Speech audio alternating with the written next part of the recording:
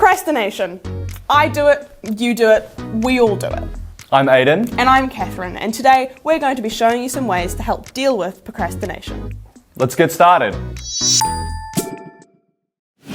It may seem like you're procrastinating all of the time, especially when it comes to schoolwork, but this doesn't mean that you're lazy or you have a lack of time management. Procrastination can often come from a bunch of different other root causes. For example, strong emotions like anxiety, a lack of good habits or systems, or a lack of motivation or forward thinking. Just like any problem, identifying the root cause is going to be really critical to solving procrastination, but also what's going to be critical is creating good habits. And those things are what we are going to give you in this video today. I personally have used a bunch of these habits. Me too! And I've just find they really work. They really help me get over what I need to do and really get over my procrastination. Let's see if they work for you.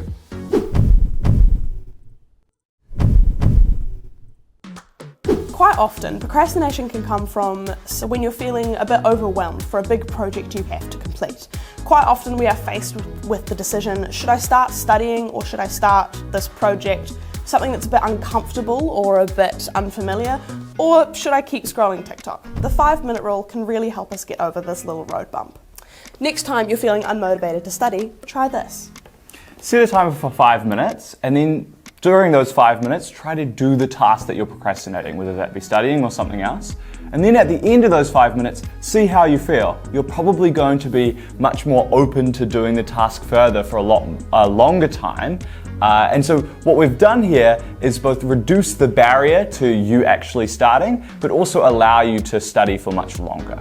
Assuming you have spent those 5 minutes trying really hard to start your project or study and you still feel pretty awful afterwards, likely your problem isn't actually procrastination. Perhaps it's burnout. So just take half an hour to rest and come back later when you're feeling a bit more rejuvenated.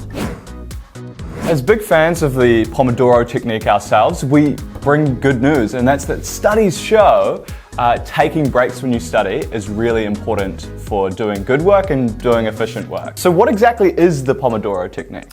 Essentially, you break down your study into 30 minutes of blocks. Those 30 minutes should be made up of 25 minutes of actually studying and 5 minutes of taking a break.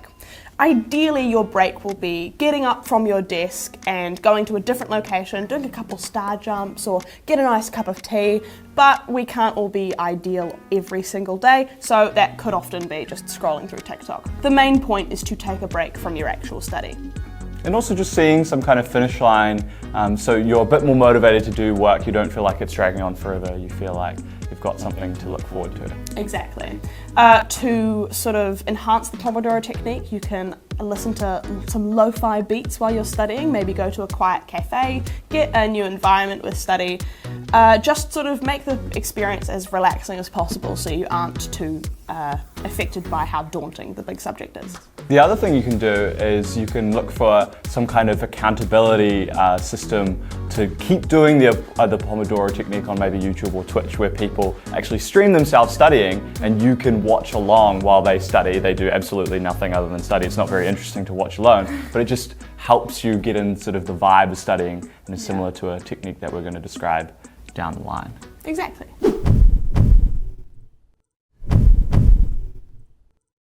When we're stressed and anxious, we're more likely to procrastinate. How ironic. When we are stressed and anxious, we procrastinate more, and then we get more stressed and more anxious because we've procrastinated those important tasks.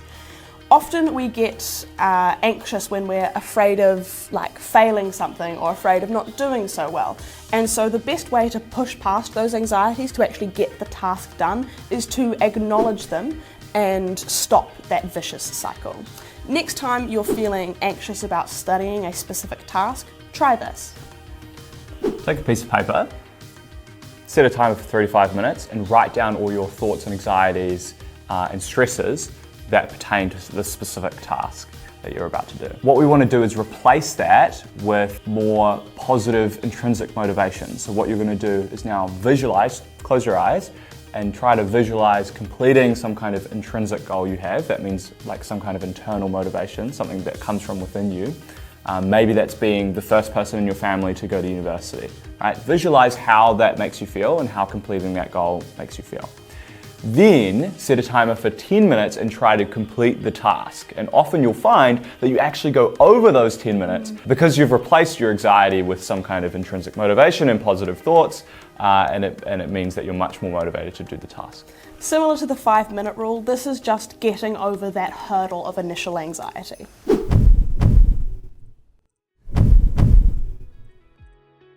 Body doubling is my favourite study technique. You get together with a friend or two and you sit in the same room and you study separately. This doesn't actually mean talking to or hanging out with your friends, unfortunately. It just means sitting down, putting your headphones on and getting work done just in the same room with a mate of yours. This can really help with any anxieties you have. It can sort of curb it by having a friend there for moral support, but it can also really help with motivation. You have that external pressure of, oh my god, my friend's working, I should probably do some work as well. And it is genuinely how I have passed most of NCA and all of my uni work. It's really helped me through, getting over anxieties and getting through some motivation. And if you have access to a library where people are studying silently, you might want to do a similar thing there. If you don't have access to such good friends that you can study with, then that's another option as well.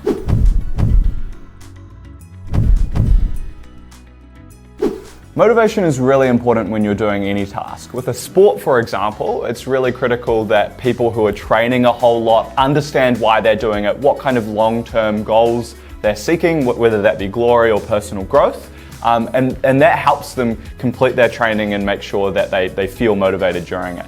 And so we can apply a similar concept to studying.